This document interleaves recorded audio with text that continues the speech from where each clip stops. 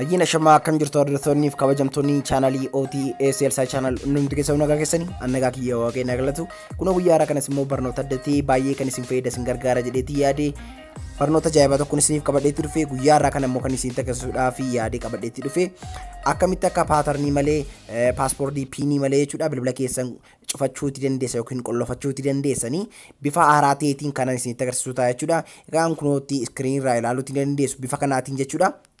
Haala kanaatiin jechuudha kunoota akkuma agartanii gaa wanta barbaadan adda irratti barreessitanii jechuudha akka barbaadanii akkasitti toletti cufachuuti kan dandeessanidha jechuudha.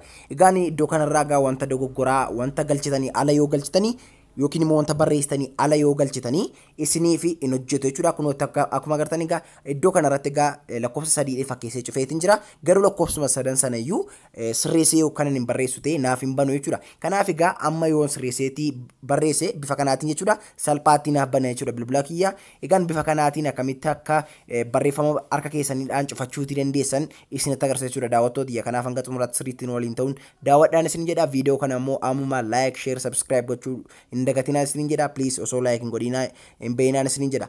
Egaan jalqaba irratti kana godhachuudhaa fi gara Play Store keessanii dhufuuti qabdu jechuudha. Play Store keessan keessa seentanii wanti isin jettanii barreessitanii bifa kanaatiin jechuudha. Gaster screen locker kan jedhu isa kana jechuudha. Isa kana bifa kanaatiin ni barreessitu kunoo kana barreessitanii yennaa sarchii gootanii Gaster screen lock kan jedhu bifa kanaatiin zoomii godhee isin agarsiisaa jira ilaaluuti ni dandeessu. Akka kanatti barreessitanii yoo sarchii gootanii iddoo kanarra gaa appilikeeshinoota hedduu isiniif baasa jechuudha. Egaan kan inni buufadhaa isiniin jedhee isinitti agarsiisu isa kanadha jechuudha. Kunoo daawwattootiyya isa kana toora afuraffaarra jira kan kiyya isin isa kana barbaadataniitu buufachuu qabdu.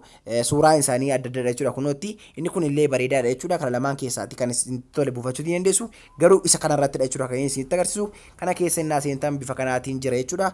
Egaan kana daawunloodii gootanii jechuudha bifa kanaatiin wantoota garaagaraa of keessaa qaba baakgiraawundii garaagaraa illee ni qaba jechuudha. Akka bantanii seentanii egaa akka kanatti isiniif baasa jechuudha. Akka kanatti innaan isiniif baasetti jiru iddoo kanarraa wanta barbaadanii filattu jechuudha.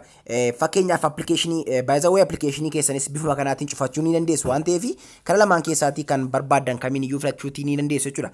Egaan iskiriin lookii isinitti agarsiisa waan ta'eef iskiriin lookii kanarraa al tokkootiif ni seenti jechuudha. Kana keessaa al tokkootiif seentaniitti bifa kanaatiin ayyama isin gaafata allaa'uuni jettu jechuudha. Saniin booda gaa iddoo kanarratti draw isiniin jedha waan ta'eef akka isin draw gootaniif isin gaafata jechuudha. Isin maal gochuuti qabdu jechuudha. Bifa kanaatiin wanta barbaadan barreessuutii ni dandeessu. Qubee maqaa keessanii jechuudha yoo barbaadanii A B C D wantoota garaagaraa lakkoofsa barbaadan fayyadamuutii ni dandeessu jechuudha. Egaan kanarraa akka fedha keessaniidha jechuudha.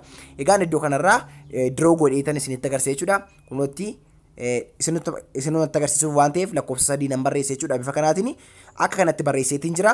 Iddoo kanarraa immoo inter passport jedha waan ta'eef iddoo kanarraa paaspoortii kanii yoo akka dingataa dagattan yookiin immoo isinii banamuutti didee kanaanii rikaavar gochuu dandeessu waan ta'eef isa kanallee 1 2 3 4 jedhee galcheetiin jira. Isin wanta barbaadan galchuutiin dandeessu achi booda okay ni jettu jechuudha. Yennaa isin okay jettanii ammallee akkasin confirm gootanii irra deebitanii galchitaniif isin gaafata waan ta'eef ammas iddoo kanarra deebuun lakkoofsa galchitan iddoo kanarrattis ni galchitu jechuudha. Achi booda okay ni jettu bifa kanaatiin hojii ni eegala jechuudha. Inni kan biraanii baakgiraawundii isaa yennaa wantoota lakkoofsa garaagaraa barreeffama garaagaraa draw gootanii baakgiraawundii akkamii akka fayyadamuu dandeessan iddoo kanarraa filachuutii ni dandeessu. Kunoo siit baakgiraawundii kan jedhu jira waan ta'eef kana seenuudhaanii akka kanatti baakgiraawundoota mimmiidhagoo hedduu waan of keessaatii qabuu fi fakkeenyaaf keessaatti tokkorra kaachuutii yoon barbaade tokkotti nan bu'a jechuudha. Suuraan barbaadutti saniin booda okay niin jedha. Bifa kanaatiin irra naaf ta'eeti jira jechuudha daawwattootiyya. Egaan gara booda ni deebitu jechuudha.